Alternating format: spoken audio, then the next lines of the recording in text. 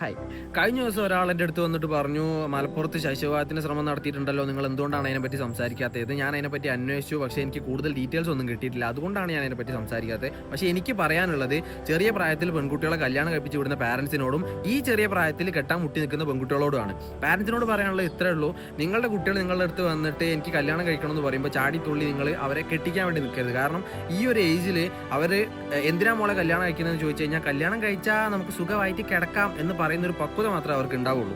പിന്നെ രണ്ടാമത്തെ കാര്യം, 16-17 പെൺകുട്ടികളെ കെട്ടിച്ച് വിട്ട് കഴിഞ്ഞാൽ ഉണ്ട നിന്ന് അകത്ത് കിടക്കേണ്ടി വരും. കാരണം നമ്മുടെ രാജ്യത്ത് പെൺകുട്ടീൻ്റെ ലീഗൽ മാരേജ് ഏജ് എന്ന് പറഞ്ഞു കഴിഞ്ഞാൽ 18 വയസ്സാണ്. ഇനി പെൺകുട്ടികളോട് പറയാനുള്ളത്, നിങ്ങൾ ഇൻസ്റ്റാഗ്രാമിൽ റീൽസ് തോണ്ടുന്ന സമയത്ത് കുറേ ആളുകൾ കല്യാണം കഴിക്കുന്നു, അതും ആ ഒരു പരിപാടി ഭയങ്കര ഗംഭീരമാക്കി നടത്തുന്നു ഒക്കെ കണ്ടിട്ട് ഭ്രമിച്ചിട്ടായിരിക്കും നിങ്ങൾക്ക് കല്യാണം കഴിക്കാൻ ഇത്ര പൂതി വരുന്നത്. പക്ഷേ ആ ഒരു ഒറ്റ ദിവസത്തെ ഫെസ്റ്റിവൽ അല്ല കല്യാണം.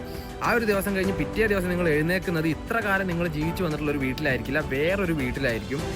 ഇത്ര കാലം നിങ്ങൾ ഉപ്പ ഉമ്മ എന്ന് വിളിച്ച് നടന്നിട്ടുള്ള ആളുകളായിരിക്കില്ല നിങ്ങൾ ഇനി അങ്ങോട്ടേക്ക് ഉപ്പ ഉമ്മ എന്ന് പറഞ്ഞിട്ട് വിളിച്ച് നടക്കേണ്ടി വരിക. അതുപോലെ തന്നെ ഉമ്മ ഒരു ചായ എന്ന് വിളിച്ച് പോകുന്ന സമയത്ത് ടേബിളിൻ്റെ പുറത്ത് ചായ ഉണ്ടാവും ഇത്രയും കാലം. പക്ഷേ ഇനി അങ്ങോട്ടേക്ക് മോളെ ഒരു ചായ എന്നുള്ള വിളികളായിരിക്കും നിങ്ങളെ രാവിലെ ഉണർത്തുന്നത്.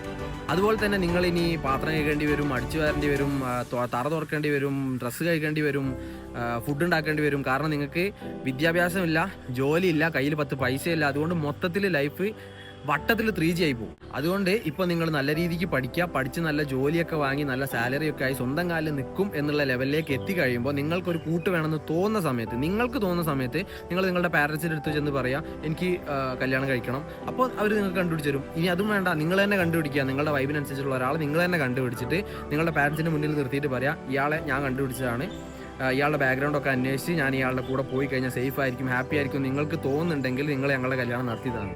അല്ലാതെ ഇപ്പം തന്നെ ചാടിത്തുള്ളി കല്യാണം കഴിച്ചിട്ട് ഒന്നും കിട്ടാൻ പോകുന്നില്ല.